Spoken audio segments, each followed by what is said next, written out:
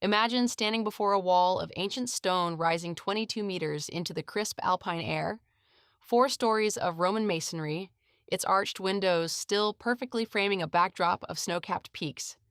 2,000 years ago, thousands of Romans packed these very seats to watch tragedies and comedies performed under the shadow of the Alps. The actors are long gone, the mountains are not. Welcome to Walking Tour of Italy, a podcast dedicated to bringing you a new adventure somewhere in Italy with every episode. Each week we'll travel to a different destination, from ancient ruins and stunning gardens to fascinating cities, historic landmarks, and hidden gems tucked away across this incredible country.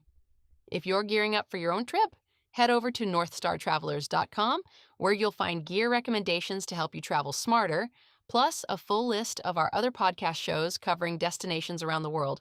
If you love discovering new places and planning your next adventure, follow the podcast so you never miss an episode.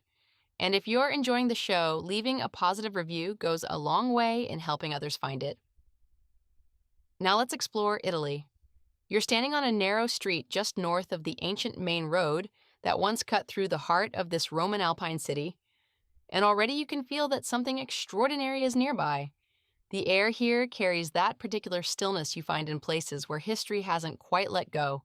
You're in Aosta, a small city tucked into the northwestern corner of Italy, cradled by some of the highest peaks in the Alps. And ahead of you, just around the corner from the old Roman gate, rises one of the most remarkable ancient walls you will ever see. The Romans founded this city in 25 BC, not long after Augustus defeated the local mountain people who had long controlled the critical passes leading into Gaul and beyond.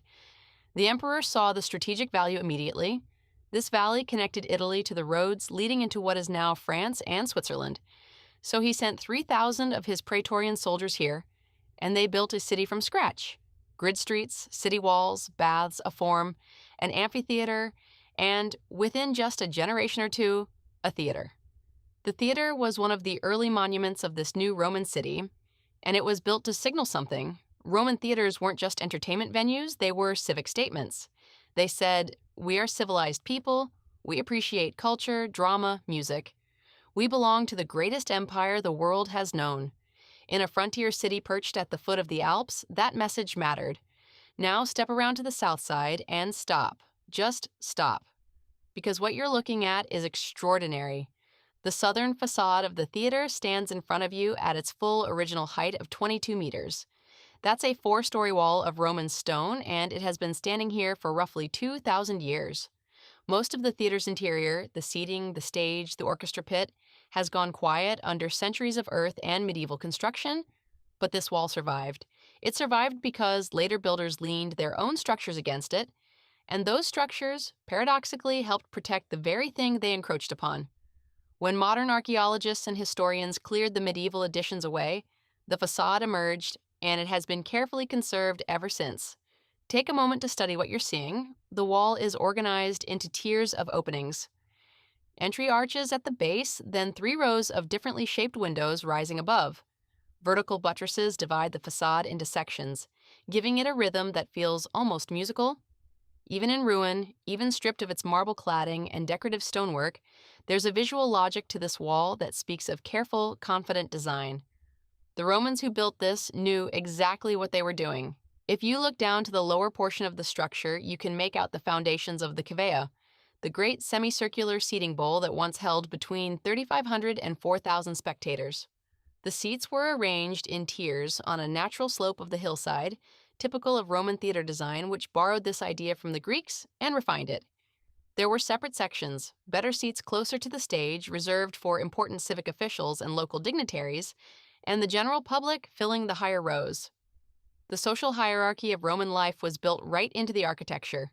The stage itself, what the Romans called the scena, stood at the flat base of the cavea, and the wall behind it was decorated with Corinthian columns, statues, and polished marble.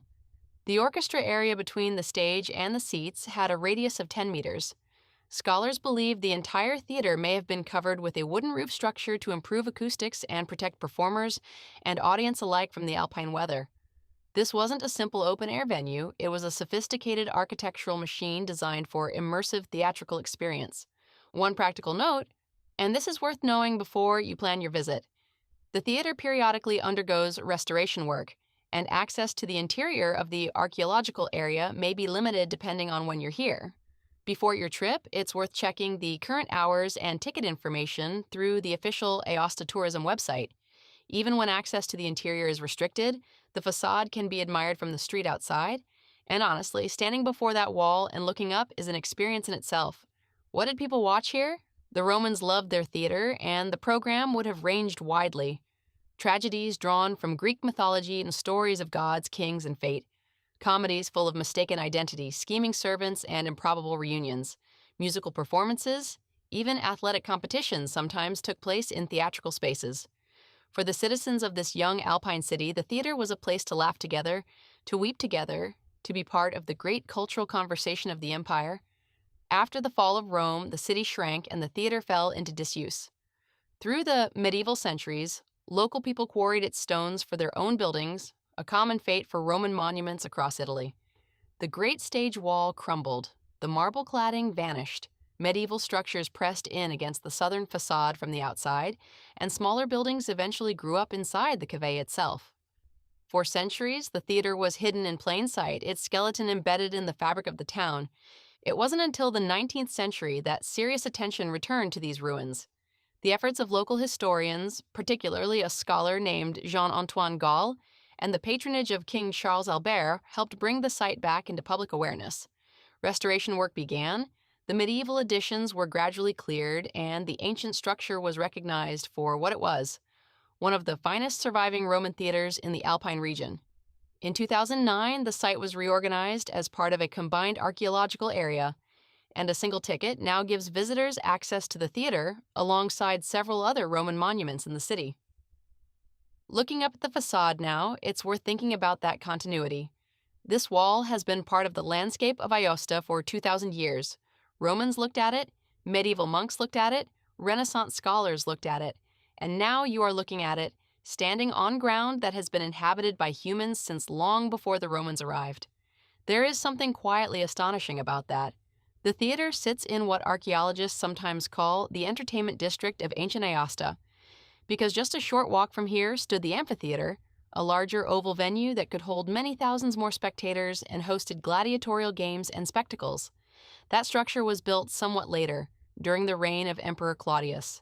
Today, it's incorporated into the convent of St. Catherine, and while you can glimpse traces of its ancient arches from the outside, visiting the interior requires special arrangement with the convent. It's worth walking past on your way out of the theater area, a ghostly reminder that this corner of the city was once the beating heart of public Roman entertainment. A quiet tip: if you're visiting in summer, the theater comes alive again in the evening hours when the city hosts cultural events and performances in and around the site. There's something deeply moving about watching a concert or a play unfold against that ancient wall as the light fades over the mountains. If you can time your visit for one of these events, the experience is unforgettable. Now, before you leave this spot, turn around and look the other direction, back toward the Porta Praetoria, the ancient city gate that stands just a short walk to the west. You can see it from here. Two massive arched portals of Roman stone, still largely intact, still anchoring the eastern entrance to the old city. The Romans who came to this theater 2,000 years ago passed through that gate first. You can walk the same path they did. Stand here for just one more moment. The mountains above you haven't changed. The peaks visible to the north and east are the same Alps that Roman soldiers saw when they looked up from their construction work in 25 BC. Everything else, the language, the buildings, the sounds of the city, has been transformed beyond recognition. But the mountains are the same, and this wall is still standing. In a world where so much comes and goes, there's something worth sitting with in that. Before you continue exploring, Aosta has a wonderful dining scene rooted in the mountain traditions of the Aosta Valley. Hearty, generous, and deeply satisfying after a day of walking through ancient history. Trattoria al Dente, just a few minutes on foot from the theater in the pedestrian historic center, is one of the most beloved spots in town. A warm, informal trattoria serving traditional Aosta Valley dishes, fresh pasta, and a well-chosen wine list, with stone walls and a genuinely welcoming atmosphere. Osteria da Nando on Via Sant'Anselmo in the heart of the historic center has been a fixture of Aosta dining since 1957 and is listed in the Michelin Guide for good reason. Expect classic mountain cuisine like fontina fondue, polenta, cured meats, and a cellar of over 100 Aosta Valley wines. And as you leave the theater today, know that Aosta is one of the richest Roman sites in northern Italy. You've barely scratched the surface. Here are a few nearby destinations worth building into your visit. The Porta Praetoria, just steps from the theater, is one of the best preserved Roman city gates in all of Italy, with 3 original arched openings still standing in their full grandeur after 2,000 years. Walking through it is an experience that makes Roman history feel immediate and real.